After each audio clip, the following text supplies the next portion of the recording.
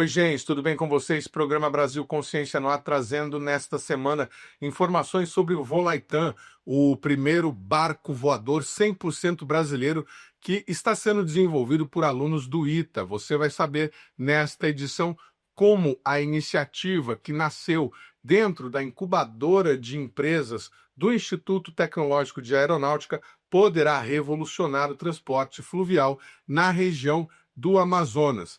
Nós também vamos falar aqui de um outro projeto desenvolvido por alunos do ITA, recentemente premiado com o Prêmio Petrobras de Inovação. Daqui a pouquinho a gente fala sobre esses assuntos. Mas antes, a gente traz para vocês alguns informes importantes. Você que nos acompanha lembra que na semana passada nós falamos sobre a crise orçamentária que atinge os institutos de pesquisa, os 17 institutos ligados ao Ministério de Ciência e Tecnologia. Alguns institutos já estão sem orçamento para manter despesas regulares como conta de água, luz, manutenção, já neste mês de setembro. E entre esses institutos estão dois da base do SINCET, o INPE e o CEMADEM. Na semana passada, nós não trouxemos o posicionamento dos institutos porque não havia sido registrada nenhuma manifestação até o fechamento do programa. Mas, logo depois que o programa foi fechado, chegou a resposta do INPE, da assessoria de imprensa do INPE, que sempre nos atende prestosamente aqui no Brasil Consciência. Então, a gente vai trazer para vocês qual foi a resposta do Instituto, quais são as providências que estão sendo tomadas. Acompanhe. Segundo a resposta nos enviada pela assessoria de imprensa do Instituto, o orçamento do INPE, assim como o de outros órgãos federais, foi impactado pelo contingenciamento e cancelamentos determinados pelo governo federal para o ajuste fiscal. Apesar de uma liberação parcial dos recursos, o Instituto ainda está aguardando o recebimento de uma parcela do orçamento previsto para este ano de 2025. A liberação dos créditos restantes está prevista, segundo a nota da assessoria de imprensa, para acontecer de forma escalonada em etapas ao longo deste segundo semestre, de acordo com o Decreto de Programação Orçamentária e Financeira, com previsão de repasses neste mês de setembro, novembro e dezembro. Ainda segundo a nota da assessoria de imprensa, é sabido que este cenário de incerteza e liberação parcelada gera um risco constante de novas contenções para os institutos. Ainda segundo a nota, diante do quadro, a direção do INPE, com suporte técnico de suas equipes de planejamento e gestão, adotou uma série de medidas proativas e dirigentes para preservar suas atividades essenciais. Segundo o Instituto, a prioridade absoluta tem sido garantir o funcionamento operacional do INPE, incluindo os serviços de vigilância, energia, limpeza e tecnologia da informação, e a manutenção do pagamento de todas as bolsas de pesquisa que estão plenamente asseguradas até dezembro de 2025, garante a nota. Todas as despesas e contratações estão sendo submetidas a uma análise rigorosa, caso a caso, para perfeito alinhamento com a disponibilidade orçamentária real do INPE. De acordo com a nota, essa gestão cautelosa é fundamental para equilibrar as contas frente à liberação parcial e incerta dos recursos.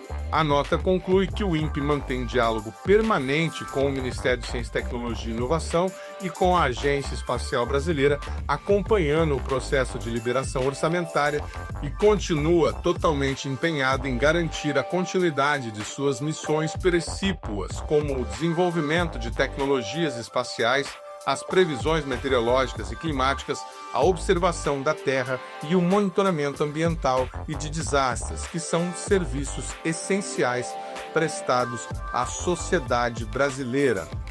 Muito bem, essas foram as informações enviadas pela assessoria de imprensa do INPE, que, diga-se de passagem, sempre nos atende aqui no Brasil Consciência, prestando contas daquilo que está acontecendo no Instituto. Nós também acionamos o outro instituto da base do SINCET, citado no relatório das entidades científicas, com problemas de orçamento. O Semadem ficou de nos enviar uma resposta, mas até o fechamento dessa edição nós ainda não recebemos, estamos aguardando e assim que chegar nós vamos ler aqui para vocês.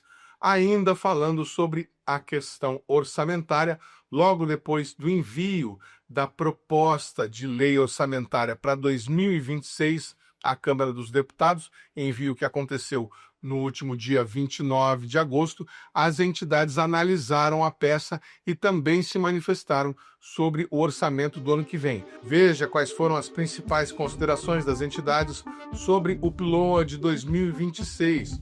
De acordo com a nota, há pontos positivos e fragilidades na peça. Entre os pontos positivos, a nota destaca a extensão do orçamento do MCTI, que foi puxada pelo Fundo Nacional de Desenvolvimento Científico e Tecnológico. De acordo com a análise das entidades, em 2026, o orçamento do MCTI vai alcançar 15,45 bilhões. Esse crescimento decorre quase que exclusivamente da ampliação dos recursos não reembolsáveis do FNDCT, que aumentaram na casa de 19,8%. Entre os aspectos positivos, as entidades destacam também o crescimento dos fundos setoriais, como, por exemplo, o aeronáutico, que terá um crescimento de 1.942% para 2026 em relação ao ano vigente, ou o de hidrologia, que terá um crescimento de 1.027% no próximo ano. Entre os pontos destacados pelas entidades como positivos também está o crescimento orçamentário para algumas instituições de pesquisa, como o próprio INPE. Além do Instituto Nacional de Pesquisas Espaciais, aqui de São José dos Campos, também terão reforço no orçamento o MPEG e o LNCC, o Laboratório Nacional de Computação Científica do Rio de Janeiro. Por outro lado, entre os pontos destacados como negativos, por exemplo, está a baixa cobertura das demandas das unidades de pesquisa, que atingiram apenas 17,45% do total, segundo a análise das duas entidades representativas. O CBPF, por exemplo, o Centro Brasileiro de Pesquisas Físicas, solicitou 17,8 milhões à União para o ano que vem e recebeu apenas 1.160.000 para o exercício. Outro ponto negativo, por exemplo, foi o corte de 44,7% nas verbas para divulgação científica e de 76% nas verbas para redes de pesquisa. Acostumada a receber eventos relacionados à Força Aérea Brasileira por conta do DCTA ou até mesmo do Exército, devido à presença de seu parque industrial bélico, São José dos Campos viveu uma experiência diferente na semana passada com a presença de oficiais da Marinha. A visita dos militares da Marinha, assim como de autoridades do governo do estado, aconteceu por conta da inauguração, na última semana, da nova sede administrativa da empresa SIAT. Senhoras e senhores, neste ato, declaramos oficialmente inaugurada a SIAT Matriz. O espaço, com cerca de 6.000 metros quadrados, será voltado ao desenvolvimento de mísseis e sistemas de inteligência de defesa. A aquisição da SIAT pela Edge Group em 2023 foi o primeiro investimento do grupo dos Emirados Árabes Unidos em território brasileiro. Entre os principais projetos que deverão ser feitos na nova planta estão o míssil antinavio Mansup e sua versão de maior alcance, o Mansup-ER. Além dele, o míssil antitanque MAX 1.2 AC e o SIS-GAS, Sistema de Gerenciamento da Amazônia Azul, também serão desenvolvidos no local. De acordo com o Edge Group, os investimentos na companhia brasileira somam 3 bilhões de reais. Saindo da SIAT e indo para a Avibraz, a novela continua e agora contou com uma audiência pública realizada na Assembleia Legislativa do Estado de São Paulo. Essa não é a primeira audiência pública realizada Nós já fizemos outras duas, uma que foi no formato presencial e outra que foi no formato virtual. E, de fato, a gente precisa cobrar toda a classe política das demandas dos trabalhadores que nós temos no nosso país. Nos últimos anos, o governo federal comprou equipamentos, munições de empresas dos Estados Unidos, de empresas da Itália, de empresa de Israel, enquanto a Avibraz está nessa situação 3 anos paralisada. Então, queria pedir aqui para o deputado para que faça a cobrança ao Banco Fibra, para que faça a cobrança à União, por conta dessa situação dos tributos, e também o deputado Guilherme Boulos entrou com um projeto de lei em defesa da estatização. A empresa tem a possibilidade de voltar a funcionar nas mãos do capital privado, mas a gente defende a estatização das empresas estratégicas, então nós achamos que é fundamental discutir com o Guilherme Boulos para a gente dar sequência e fazer a mobilização por esse projeto para que a Avibraz ela seja uma empresa estatal, e nós defendemos a estatização sob o controle dos trabalhadores. O evento teve a participação dos deputados, além do próprio Sindicato dos Metalúrgicos e de alguns especialistas em defesa e mercado bélico. No projeto de lei que o Boulos protocolou, está a nacionalização, mas é a mesma coisa. O nome técnico para isso é nacionalização. E por que isso é importante? O ano passado, eu tive uma audiência com o Boulos aqui em São Paulo, e nós só falamos da Avibraz, tá? Ele falou, qual que é a solução que você vê? Eu falei, deputado, só tem uma, que é a estatização, não tem outra. Por que eu estou falando isso para vocês? Porque uma empresa como a Avibraz, ela não fabrica Coca-Cola, não fabrica refrigerante. Você não pode ir lá no supermercado e falar, me dá um Astros aí que eu vou levar para casa, me dá meia dúzia de... Não, se o governo não comprar, ela simplesmente quebra. Então, qual é o nosso medo? É que mesmo que ela seja saneada agora, daqui a 5 anos aparece uma outra crise. Então, não tem outra saída que não seja a estatização / nacionalização. Se você pegar qualquer país do mundo que tenha uma indústria de defesa pujante, vou dar 2 exemplos, Rússia e China. O governo está onipresente na empresa, ele é o primeiro comprador.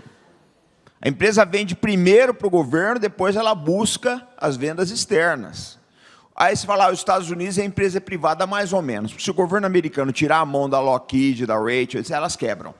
O governo americano sustenta essas empresas, não diretamente, mas sustenta. Tá? Se bem que ali eu acho bem pior, porque é uma transferência do capital público, do setor público para o privado. Aqui tinha que ser uma coisa assim, gente, precisa estatizar a empresa, nós não temos outra saída. Qualquer pessoa que falar para você, falar, mas eu sou contra a estatização, fala, me apresenta uma outra solução.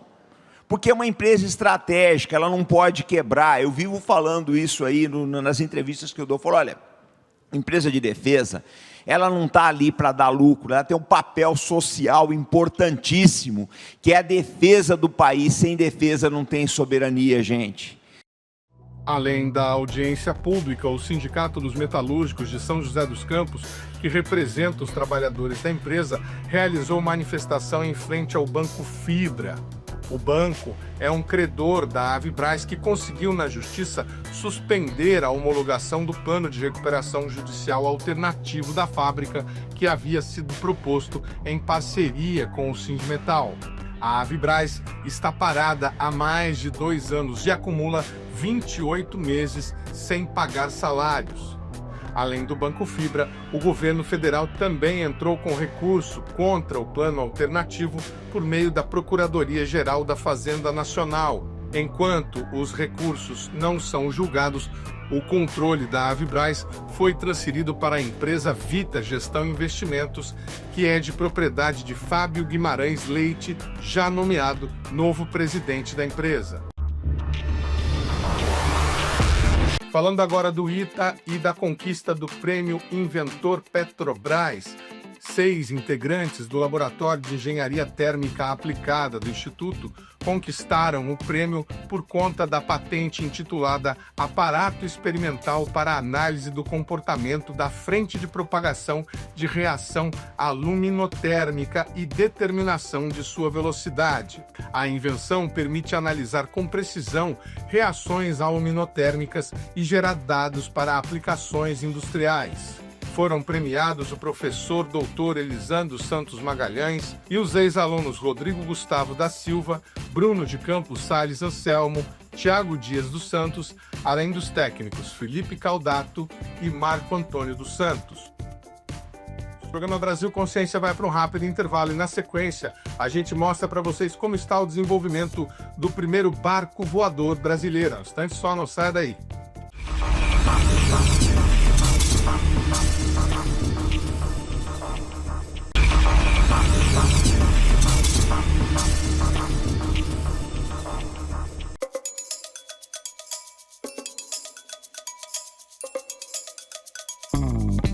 Uma grande polêmica foi criada no estado de Santa Catarina no último trimestre, depois que o governo Jorginho Melo, do PL, ferrenho apoiador de Jair Bolsonaro, anunciou o início de um projeto para incluir um novo modal de transporte entre as cidades costeiras e ribeirinhas do estado. Em uma parceria com a empresa americana Regent Craft, foi lançada a Brasil Sea Glider Initiative, no caso, Brasil com Z mesmo, como preferem os bolsonaristas, que visaria incluir barcos voadores como alternativa de transporte rápido para até 12 passageiros a 300 km por hora sobre as águas do estado catarinense e, quiçá, do Brasil. Com 17 metros de comprimento e 19 de envergadura, o veículo seria a maior máquina voadora totalmente elétrica já construída e seu primeiro protótipo estaria em fase de testes, segundo informações divulgadas naquela oportunidade pelo embaixador mundial da Regent, Mark Neeleman, que também é cofundador da Azul Linhas Aéreas que opera no Brasil. Durante o anúncio oficial, representantes das empresas e do governo falaram muito sobre a união de forças para tornar a iniciativa operacional até o final da década. Hoje a gente está dando o primeiro passo para iniciar uma discussão mais ampla, né? Começa pelo esse Sea Glider, para que a gente possa começar a colocar o Estado na vanguarda, né, dessas inovações. A Regent e a INEX estão trazendo para Santa Catarina um conjunto de governo, academia, empresas privadas se juntando para viabilizar a implantação de um novo modal de transporte no Brasil, que é usar os nossos 7.500 quilômetros de costa, no caso de Santa Catarina, 520, e nós vamos começar operações no Brasil por Santa Catarina.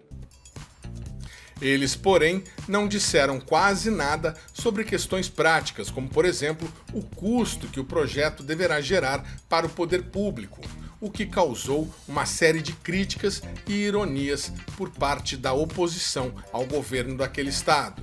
Depois das promessas mirabolantes, da falta de informação, da falta de transparência, de erros incontáveis, vem aí a história mais inacreditável do governador Jorginho Melo. Aliás, está mais para a história de pescador. Segundo o jornalista Marcelo Lula, o novo projeto para o estado para o trânsito no litoral é o Sea Gliders. Para ti que não fala inglês, planadores elétricos, que seriam uma alternativa ao trânsito da BR-101. Seria uma boa alternativa se o veículo não tivesse capacidade para apenas 12 passageiros e custasse 15 milhões de dólares cada. Sim, você não ouviu errado. E não é preciso ser muito bom em matemática para ver que não é viável. Com esse valor, daria para comprar um jato novo. Já pensou você ir visitar sua família de jatinho no final de semana? Talvez o deputado e os demais representantes do poder público catarinense não saibam, mas aqui no Brasil, em São José dos Campos, ex-alunos do ITA estão trabalhando em um projeto muito semelhante que pode ainda não ser elétrico, mas que tem desenvolvimento e tecnologia nacional e um custo unitário e operacional muito mais viável em relação ao projetado para o veículo americano. O projeto começou a ser desenvolvido pelos alunos do ITA dentro da incubadora de empresas do Instituto, por meio da startup Aero River. E é este projeto que nós vamos mostrar para vocês agora. O desenvolvimento do Volitan, o barco voador brasileiro, que recebeu investimentos da FINEP e do estado do Amazonas para atender a demanda de transporte de passageiros e de cargas naquela região. Desde o último mês de março, a empresa está instalada em um condomínio industrial de São José dos Campos. E é aqui que nós viemos conhecer a história do primeiro barco voador brasileiro. Então, assim, desde criança eu tinha a paixão por ver e estudar coisas que voam. Então, sempre gostei de aviões, de astronautas, de foguetes. E aí fui crescendo com essa paixão. Só que eu sou de Manaus, nasci lá em Manaus, minha vida praticamente toda foi lá em Manaus. E lá a gente tem essa dificuldade de não ter curso de engenharia aeronáutica. Para poder estudar engenharia aeronáutica eu teria que sair lá de Manaus. Só que na época, ali durante a minha adolescência, minha família não tinha condições de bancar a minha estadia em um outro estado para que eu pudesse fazer cursinho nem nada disso. Então quando eu estava no ensino médio, eu tracei uma estratégia que era cursar na engenharia mecânica lá em Manaus, que engenharia mecânica seria o curso mais próximo da engenharia aeronáutica. E aí, depois que eu terminasse a minha graduação em engenharia mecânica, eu iria tentar fazer o mestrado no ITA de engenharia aeronáutica. E aí eu consegui entrar no curso de engenharia mecânica lá em Manaus. E aí lá eu tive a sorte de encontrar um projeto, pessoas que estavam se reunindo para participar de uma competição, que é o Aerodesign. E aí, na época, estava iniciando a equipe lá de Manaus, a equipe Urutal. E aí isso aqui tem tudo a ver comigo, vou entrar na equipe. E aí consegui participar da equipe, participei dela por 4 anos, durante 4 anos. E as competições eram aqui em São José dos Campos, então eu vinha todas essas vezes. E aí, nessa equipe, eu conheci o Felipe, que hoje é meu sócio também. E aí ele compartilhava comigo o mesmo sonho de estudar engenharia aeronáutica. E aí, enfim, quando a gente terminou ali a graduação, formamos em engenharia mecânica, a gente fez o concurso, o processo seletivo para vir fazer o mestrado em engenharia aeronáutica aqui no ITA. Passamos, e aí a gente participou do aerodesign do ITA também, ganhou a competição nacional aqui pela equipe do ITA, foi para os Estados Unidos, competiu no Mundial, foi super legal. E aí, quando a gente estava concluindo já o mestrado em engenharia aeronáutica, um amigo em comum, que é o Túlio, ligou para a gente para parabenizar aí pela formatura, pela graduação do curso de mestrado. E ele fez a provocação, que agora está na hora de vocês pegarem esse conhecimento que vocês adquiriram aí para tentar resolver os problemas da nossa região. E aí a gente se debruçou em relação aos problemas da região amazônica e a gente viu que realmente a logística era o maior problema, porque a região como um todo é gigantesca, tem um potencial socioeconômico também de igual tamanho, só que na maior parte da região amazônica as cidades são isoladas. Não tem acesso por transporte terrestre, transporte aéreo é sempre muito caro, são poucas as cidades que têm aeroportos. Então, a alternativa que sobra para a população é o transporte por barcos. Só que o problema é que barcos são veículos muito lentos. Então, tem cidades que você demora 5, 10 dias para chegar de barco. E, de vez em quando, ainda tem o período de seca, que aí alguns bolsões de areia aparecem ali no rio e nem o barco passa.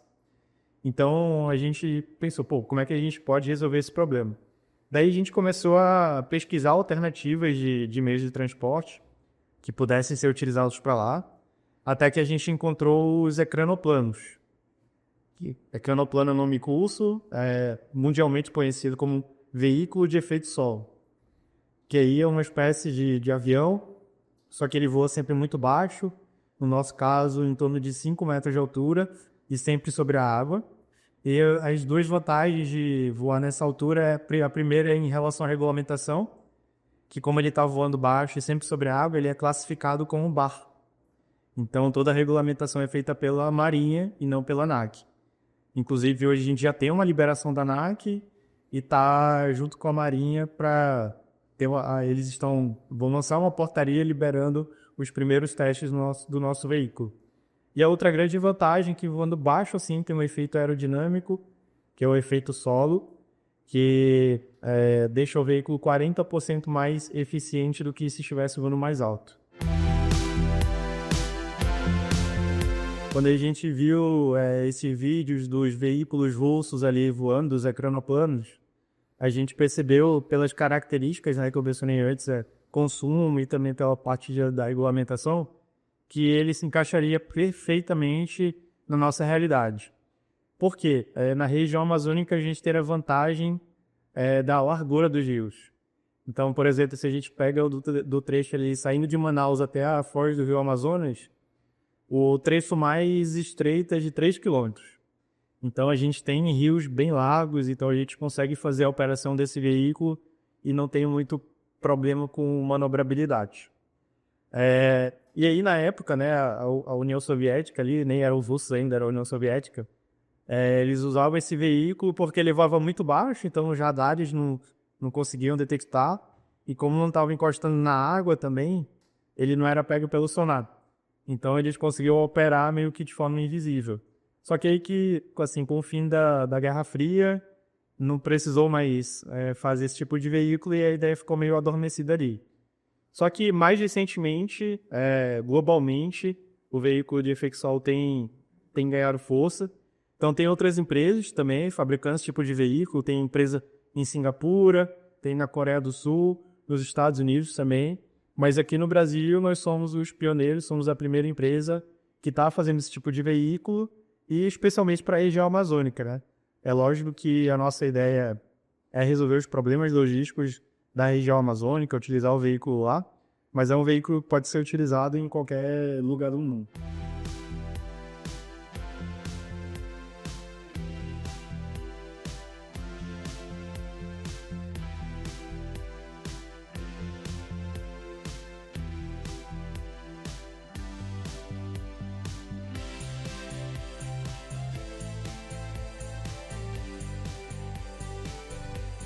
Assim, as nossas conversas, né, a minha, do Felipe e do Túlio, começaram ali no final de 2020, novembro de 2020.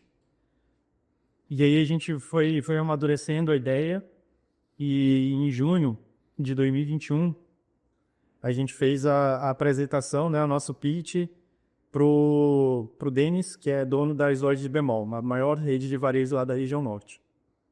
E aí ele super gostou da ideia, porque as lojas de Bemol precisam fazer entrega de mercadoria para a cidade do interior, então a gente tem esse problema logístico. E ele gostou muito da nossa ideia e fez o primeiro investimento anjo. E aí, com o recurso desse investimento, né, com esses valores, a gente abriu o nosso CNPJ. Então, o que era só ideia virou empresa nesse momento.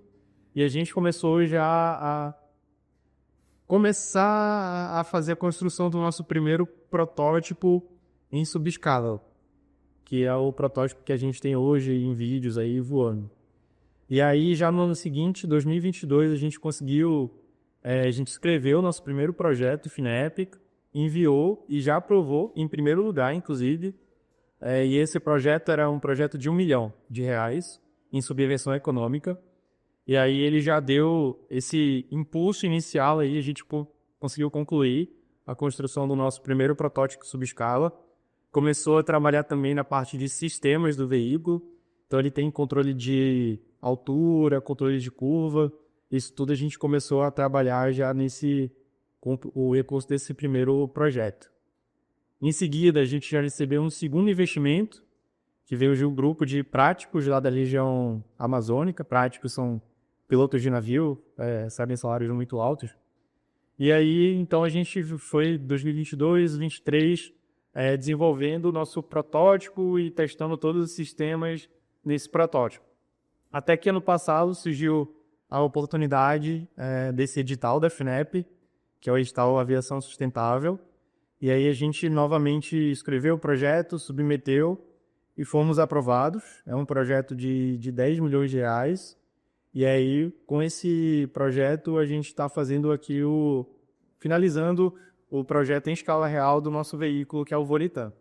E aí, em paralelo, a gente também submeteu no projeto, nas leis de incentivo lá de Manaus, que tem programas prioritários para alguns setores da indústria.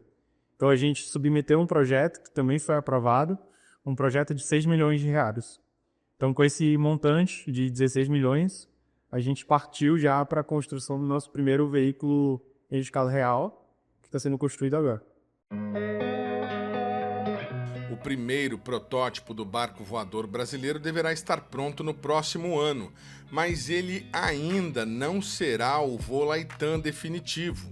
Para facilitar o desenvolvimento do primeiro modelo, eles optaram por uma versão menor, que também poderá servir como produto no futuro. Na verdade, são dois projetos distintos, né? A gente tem o projeto que a gente aprovou com as leis de incentivo da região amazônica, que é um projeto de 6 milhões, e tem esse outro da FINEP, que é o projeto de 10 milhões. Então, a gente montou um roadmap tecnológico aqui. Com o recurso que a gente recebeu do CITES, desses 6 milhões, a gente está fazendo a construção do primeiro veículo em escala real, só que é um veículo de 2 lugares, então é um veículo menor.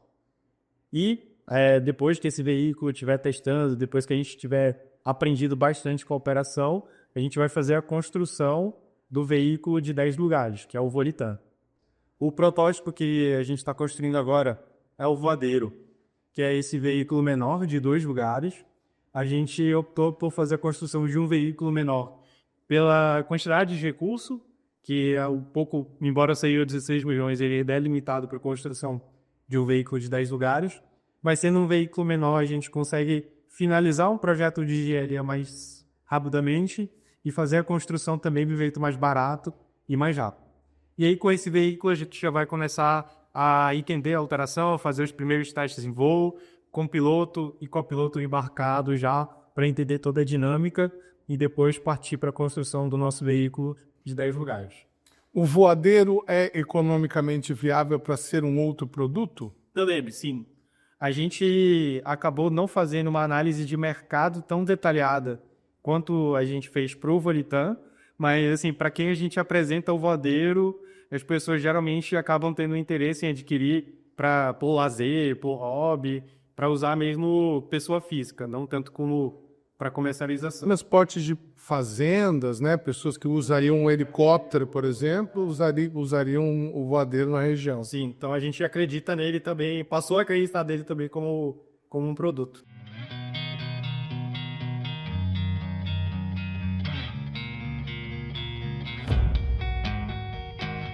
Você falou de um primeiro protótipo de 2 lugares e um segundo protótipo de 10 lugares.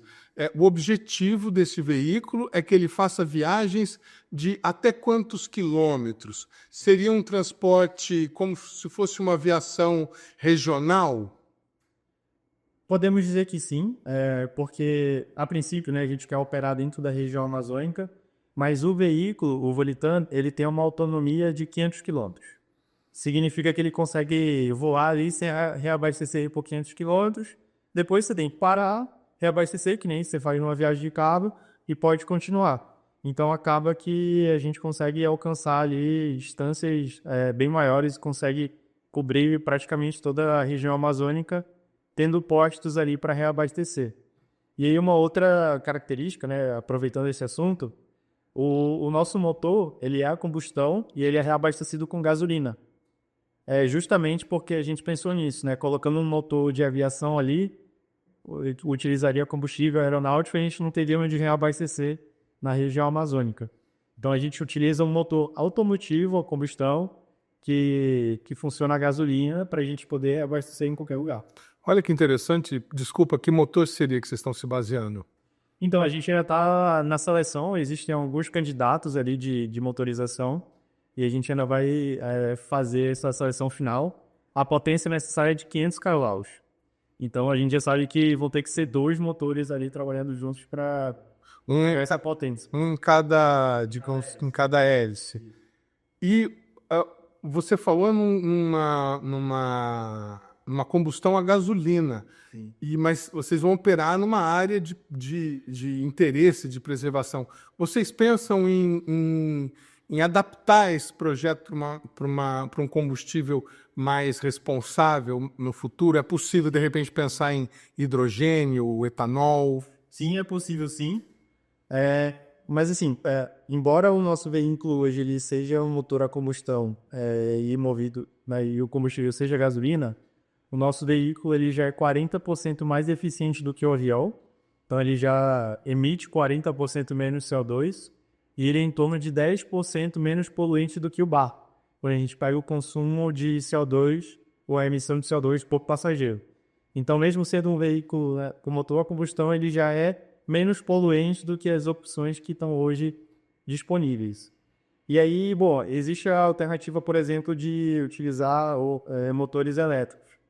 Só que hoje o peso das baterias é um impeditivo. A gente já fez as contas aqui, já fez análise, para ter a mesma autonomia, né, de 500 km, a gente precisaria de 4 toneladas de bateria.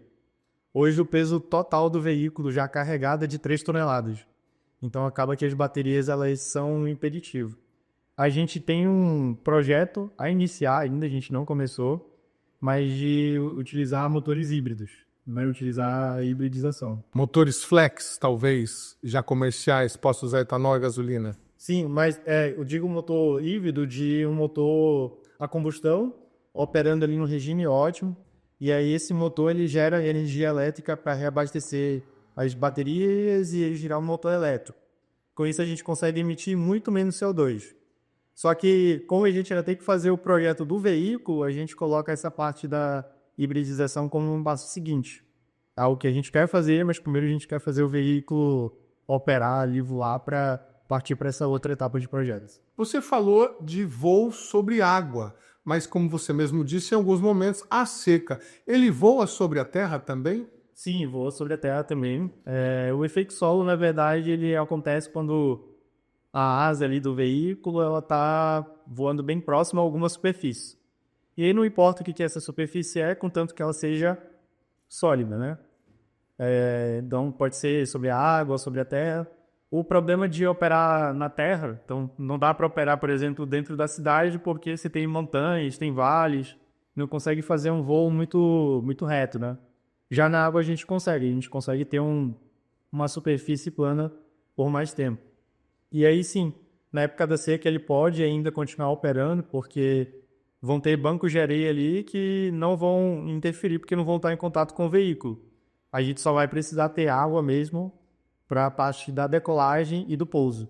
Porque o veículo ele não tem transpouso, embaixo é um casco de lancha, então ele decola e pousa da água. Então, nesses dois lugares tem que ter água. Bacana.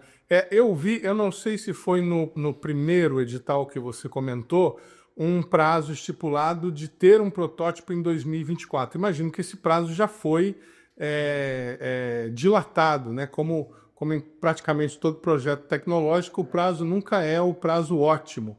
Quando que vocês pretendem estar com esse veículo pronto? Sim, a gente já está construindo, né? Começou a construção das primeiras peças. Esse prazo aí foi um pouco adiantado até pela captação de recursos mesmo, né? A gente só conseguiu ter esses valores no começo, agora é de 2025. Então, no início do ano que vem, 2026, a gente já espera ter esse veículo pronto, se não tiverem outros atrasos de projeto que, como você comentou, podem acontecer. Como a gente está fazendo algo novo, pode surgir alguma novidade ali que a gente não está esperando. Mas o início de 2026 ter ele pronto para iniciar os testes na água, ver se os testes vão ser feitos lá em Manaus. E aí a gente estima ali um período de 6 a 8 meses para fazer os testes. Uma vez que o protótipo esteja pronto e voando, a Aero River se transformará numa fábrica de aviões dessa categoria? Ou vocês pretendem apenas desenvolver e vender isso para alguma produção? Não, a nossa ideia é fazer a produção dos nossos veículos. A gente, inclusive, né, dentro desse projeto FNEP que nós aprovamos, tem uma parte que é o projeto do veículo, mas tem uma parte que é até de uma contratação de uma ICT, então de uma outra empresa que está fazendo em paralelo o projeto da nossa planta fabril. Então, a gente vai sim fazer a construção do nosso veículo e depois, posteriormente, fazer a venda do nosso veículo. E essa planta fabril, a princípio, vocês pensam em fazer aqui em São José dos Campos, onde tem esse cluster aeroespacial e mão de obra especializada para dar suporte a essa fábrica, ou vocês pensam em fazer lá em Manaus, onde o avião já estaria, assim, digamos, entregue para o cliente final? Sim, ainda não está definido, completamente definido. A gente tem uma vontade muito grande de que essa planta fabril seja em Manaus, que a empresa tem sede lá, nós somos da região, mas a gente sabe que quando a gente está falando, né, de uma empresa e principalmente de um porte grande, a gente precisa também balancear ali se vai ter incentivos fiscais, qual cidade que está dando melhores incentivos, talvez até terreno mesmo, algumas vezes as próprias prefeituras cedem. Então a gente ainda está nesse processo de negociação, mas a gente sabe que a gente não pode sair de vez aqui de São José dos Campos, que é uma cidade que agrega muito para a AeroRiver, né? Tanto na gama de engenheiros, os engenheiros aeronáuticos que trabalham com a gente, quanto com essa expertise de fabricação. Então a gente contratou pessoas que sabem mexer com fibra de vidro, fibra de carbono, que já participaram antes, têm experiência na fabricação de aeronaves. Então, a ideia é, de alguma forma, continuar com os dois lugares, São José e Manaus, só que a gente ainda não sabe onde vai ser, de fato, a planta fabril. O programa Brasil Consciência vai para um rápido intervalo e, na sequência, a gente traz mais informações sobre o barco voador brasileiro. Um instante só, não saia daí.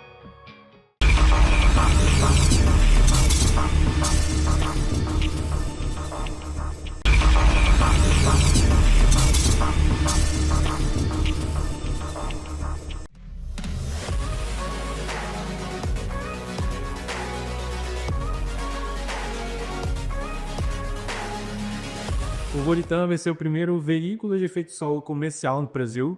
Ele vai ter a capacidade de transportar 10 passageiros ou 1 tonelada de carga a uma velocidade de 150 km por hora. A gente costuma dizer que esse veículo é uma mistura entre o barco e o avião, que ele realmente tem características dos dois. Ele vai estar sempre voando, só que a uma altura de 2 a 5 metros de altura. E aí, por causa disso, surge um efeito aerodinâmico chamado efeito solo, que deixa esse veículo 40% mais eficiente do que se estivesse voando mais alto.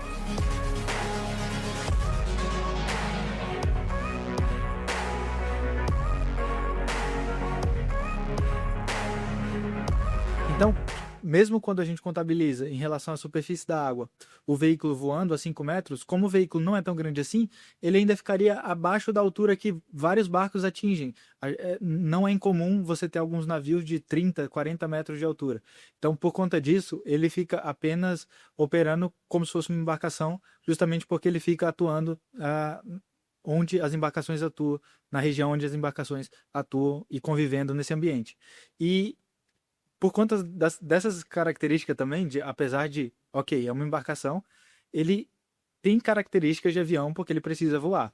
E aí, desse ponto de vista, quando a gente pensa em materiais utilizados na construção, sim, utilizamos de materiais que são utilizados na indústria aeronáutica. Então, algumas partes do veículo são fabricadas com fibra de vidro e de carbono. E também algumas técnicas da engenharia naval. Então, algumas partes do veículo são de ligas de alumínio mais voltados para aplicações navais. Então, dependendo da parte do veículo, você tem tanto fibras e material composto, quanto alumínio, ou seja, materiais metálicos. E qual que é a grande dificuldade que vocês estão encontrando nesse momento para projetar? E, obviamente, vocês estão no projeto e já estão prevendo qual vai ser a grande dificuldade para construir. O que pega para fazer um projeto como esse? Existem vários pequenos desafios que a gente tem que superar para conseguir ter o Volitan como um produto funcionando no mercado do jeito que a gente quer. E cada um desses desafios tem as suas características. Então, por exemplo, um dos desafios que esse tipo de veículo não somos os inventores, eles já existiram no passado, só que nunca tiveram uma adoção em massa. E um dos motivos que a gente mapeou disso é que para fazer longas viagens com um veículo que opera a uma distância pequena em relação à superfície da água, para o piloto acaba sendo muito cansativo passar várias e várias horas controlando essa altura em relação à água. Então imagina que um motorista de caminhão ele tivesse uma terceira dimensão para controlar. O caminhão ele vai para frente, para trás, vai para um lado e para o outro. Só que nesse caso ele poderia ir para cima e para baixo. Então isso aumenta a carga de trabalho desse piloto. E aí, ao longo do tempo, a chance de você ter acidente aumentava muito. Então, isso acabava causando uma certa insegurança nesse tipo de veículo. E como é que a gente está fazendo para superar esse desafio?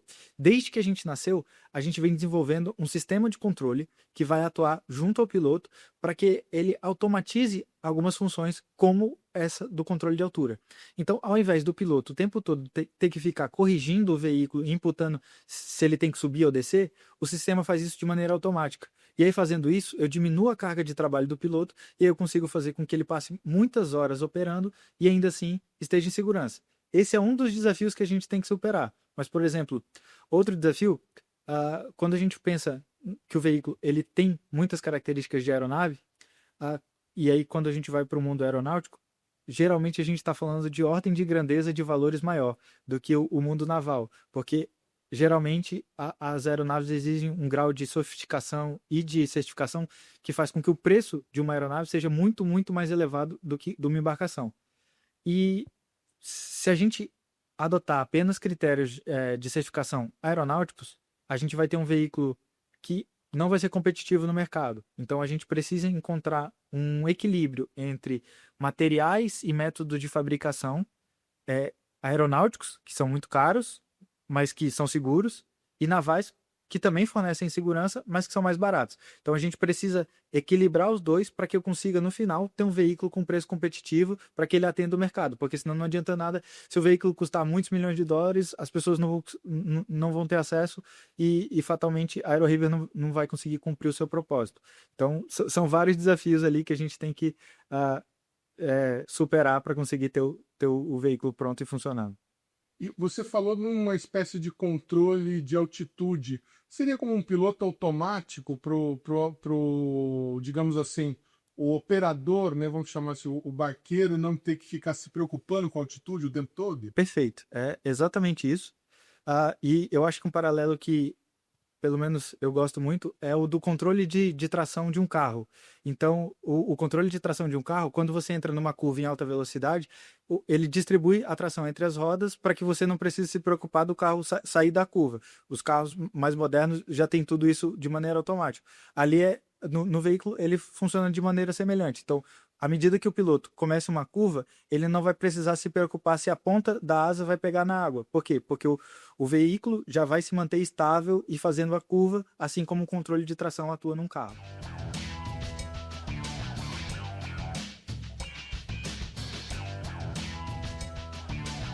Vocês pretendem usar um motor comercial, de repente pegar de alguma empresa, ou, sei lá, um motor que já esteja trabalhando com barcos? Qual que é a ideia? A ideia disso é já ter uma solução mais pronta, então a gente não quer desenvolver nenhum motor, nem nada disso, mas sim comprar. A gente precisa de 500 HP total para conseguir que o veículo opere. Então, a gente pode fazer isso tendo 2 motores de 250 cada, ou apenas um de 500. A gente ainda está tentando estudar ali com os fabricantes, um fabricante que a gente consiga garantir essa continuidade, porque hoje no mercado existem alguns motores com essas características que a gente precisa, mas que a gente não consegue ter a confiança de que daqui a 5 ou 10 anos, quando eu ainda continuar precisando desses motores, eles vão continuar tendo peças de reposição e eu vou conseguir garantir a manutenção da vida desses veículos. Porque imagina que se eu colocar um motor que daqui a alguns anos saia de linha, como é que eu vou garantir que daqui a 10 anos eu vou ter veículo operando? Fatalmente, eu vou comprometer o tempo de vida útil do meu veículo, porque o motor que foi colocado nele teve um tempo de vida encurtado. Então, isso tem sido uma dificuldade. A gente tem conversado com alguns fabricantes de motores brasileiros, mas a gente ainda não conseguiu firmar um acordo aí. O veículo teria carregado uma massa total de 3 toneladas, sendo capaz de carregar uma.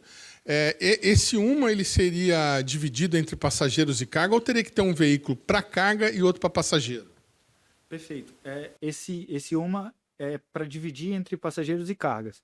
Então, uma das coisas que a gente já colocou como requisito de projeto é a questão desse setup entre passageiros e cargas. O que seria isso?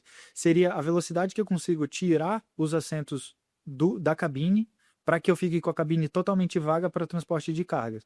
Então, hoje a gente está trabalhando para que isso seja possível ser feito em 2 a 3 horas. Então, se eu tenho um veículo que está numa configuração de carga, em 2 a 3 horas eu consigo colocar os assentos bonitinho e operar com passageiro, e o contrário também. Então, em 2 ou 3 horas eu consigo tirar esses assentos e operar a carga. E aí vai depender do operador. Não somos uma empresa que quer operar os veículos, a gente é um fornecedor de veículos, e aí a gente entende que, para os operadores, veículo parado é ruim.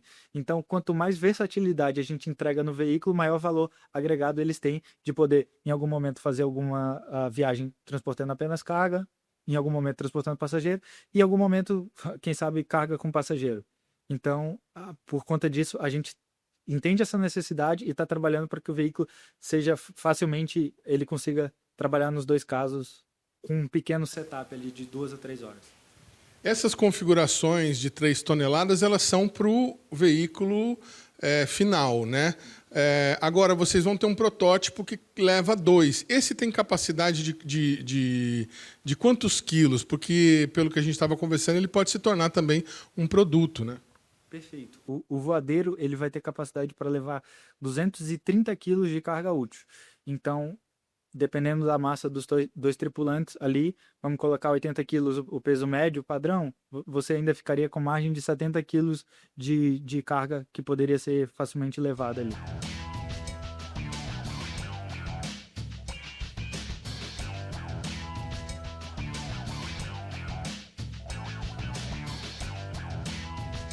O veículo maior, vocês imaginam que ele possa ser, digamos, ampliado, de repente ter um plus e levar 20 passageiros?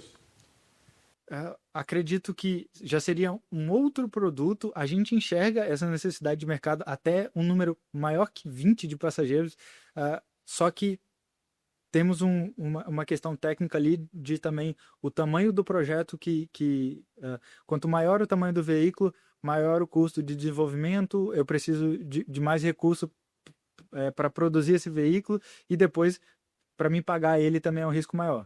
Como a gente é uma startup, a gente optou por já começar num veículo de 10 lugares, o que já é usado para caramba.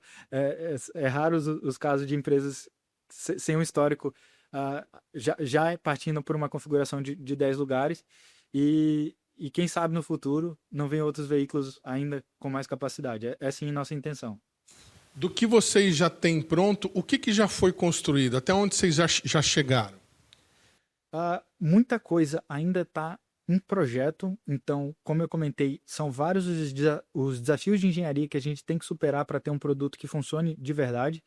Então, hoje a gente está numa fase do projeto que a gente chama de projeto detalhado, onde as principais dimensões, as principais proporções do veículo já estão definidas, e aí a gente entra numa fase de detalhamento, onde o pessoal de engenharia começa a fazer os desenhos das peças que se juntam para formar aquela estrutura da asa. Então imagina que você tem por fora ali uma asa, mas que aquela asa, na verdade, ela é formada por centenas e até milhares de peças que se encaixam, que se montam, parafusos, ribetes, longarinas, tudo isso encaixado para se formar aquela asa. Então, hoje a gente está numa fase de detalhamento. Acredito que, para o caso do voadeiro, a nossa meta é, até o início do ano que vem, já ter esse veículo montado. Já começamos a produzir algumas peças, mas essas peças elas ainda não são peças finais, são peças apenas para a gente validar os nossos processos de manufatura. Hoje vocês estão trabalhando com quantas pessoas? Qual que é o perfil das pessoas que estão colaborando com o projeto? E quantas vocês imaginam que possam estar empregadas aqui ou numa unidade lá em Manaus quando vocês iniciarem a produção?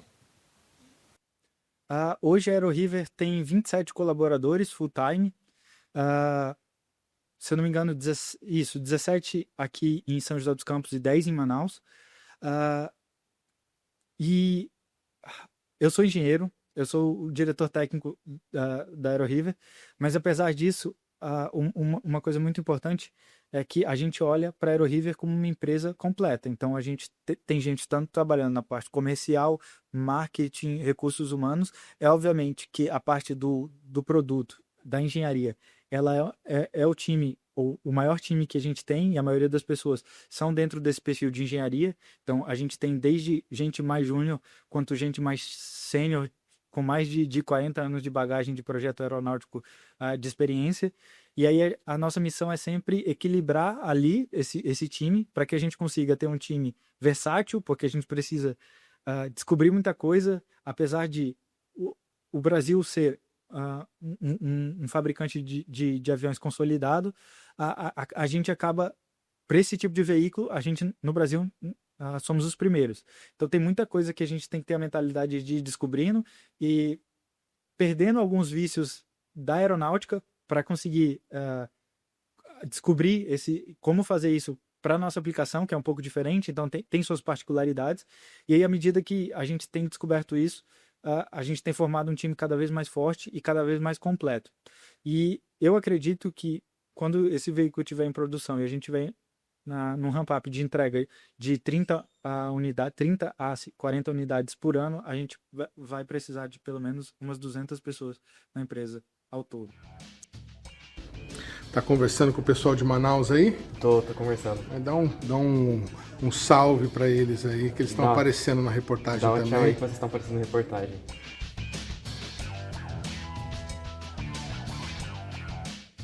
O início da produção, ela requer uma estrutura industrial. Isso seria uma planta muito grande? Vocês imaginam que seria possível instalar aqui onde vocês já estão mesmo? O que vocês precisariam para começar a produzir? Perfeito.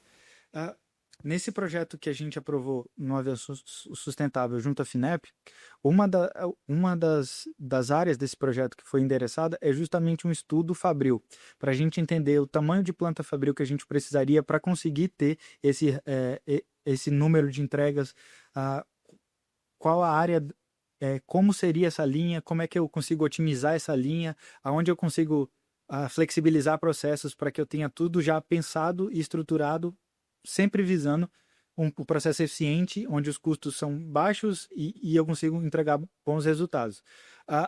Hoje a nossa visão é fabricar os veículos em Manaus. Então, o nosso objetivo é fazer isso. Hoje, nossa estrutura em São José, ela é uma estrutura muito mais de pesquisa e desenvolvimento, então a gente está já desenvolvendo o primeiro veículo aqui, fazendo as primeiras peças, mas a nossa intenção é que quando a gente tiver num nível de maturidade de fabricação, a gente entre numa fase onde eu preciso ter uma capacidade fabril lá em Manaus, muito possivelmente, para conseguir fabricar e entregar esses veículos. Por que isso faz sentido? Porque a gente vai ter os veículos mais perto do mercado consumidor final. Então eu consigo facilitar essa questão logística. Fatalmente, alguns componentes desse veículo ainda seriam fabricados na nossa unidade de São José dos Campos, mas acredito que a grande maioria vai ser fabricado lá. Hoje vocês têm em Manaus, então, um escritório que está fazendo prospecção, contato com possíveis clientes e algumas outras questões, talvez envolvendo o projeto, né? Daqueles pedidos que vocês, aquelas cartas de intenções, qual que é o perfil dos consumidores? São lojas, são moradores? Quem que estaria interessado em ter um veículo de vocês? Perfeito. Essa é uma parte muito importante, como eu comentei, a empresa a gente tem que olhar para todos os aspectos do negócio e a carta de intenção de compra, que é o modelo que a gente tem adotado, é justamente uma maneira que a gente encontrou de mostrar para os nossos potenciais investidores que o mercado demanda pelo produto. E aí, esses clientes, eles são geralmente, na verdade o perfil ele é bem diverso, não tem um perfil padrão. A gente tem clientes como lojas de varejo, que têm o interesse em entregar produtos nos interiores da Amazônia. A gente tem empresas de transporte de pessoas que atuam na região. Tem também empresas de transporte de carga. Tem também CPFs, então pessoas físicas que têm interesse em ter um desse particular, seja para o seu deslocamento o seu sítio, para sua fazenda, coisas do tipo. Hoje também já temos negociações com as Forças Armadas, que também já manifestaram que tem interesse em ter um veículo desse para a questão de abastecimento de pelotões de fronteira que tem na região. Então, assim, os clientes, eles são bem diversos. E é justamente por isso que Quero Líder nasceu, porque quando a gente olhou para esse mercado, a gente viu que, na verdade, eram vários nichos de mercado que não eram endereçados e que tinham esse problema e que não era solucionado justamente porque não tinha nenhum produto com as características desse produto que a gente está desenvolvendo. E aí, bom, o nosso veículo ele é uma solução multiplataforma, porque ele vai servir para o transporte de pessoas e de cargas na região, mas pode ser utilizado para outras coisas, como, por exemplo, fazer vigilância e segurança, patrulha. Nossa região amazônica faz fronteira com diferentes países, então é sempre importante ter as Forças Armadas bem guarnecidas. E também fazer a substituição das ambulâncias, que são lanchas utilizadas como ambulância.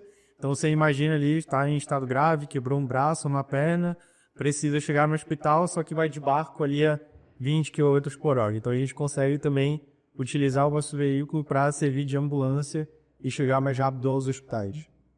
Falando de modelo de negócio, a Airliver é uma empresa, então a gente precisa ter esse lado comercial também bem detalhado, um plano bem feito. E aí, pegando dados da ANTAQ, que é a Agência Nacional de Transportes Aquaviários, no ano passado, 12 milhões de viagens de passageiros aconteceram na região amazônica e 43 milhões de toneladas de carga de alto valor agregado foram transportados. E aí, pegando um market share de 5% do mercado de passageiros e de 2% do mercado de cargas, a gente tem só dentro da região amazônica uma demanda de 1.200 veículos. E aí, a gente também tem um potencial que vai além da região amazônica. Nosso veículo pode fazer operações costeiras, então a gente sempre traz o exemplo aqui de fazer uma viagem entre Santos e Rio de Janeiro, fazer um mercado de travessia, talvez saindo ali de Pernambuco ou do Rio Grande do Norte para Fernando de Noronha, por exemplo, fazer transporte para ilhas, arquipélagos e até mesmo transporte para plataformas offshore, aquelas plataformas petroleiras que ficam em alto mar. E aí, totalizando todos esses mercados, a gente projeta uma receita acumulada até 2036 de 2,5 bilhões de dólares. Hoje nós já temos cartas de intenção de compra, totalizando 48 milhões de reais, e a gente já tem também oficializado o interesse do Exército Brasileiro em utilizar o nosso veículo para fazer as atividades, as operações deles.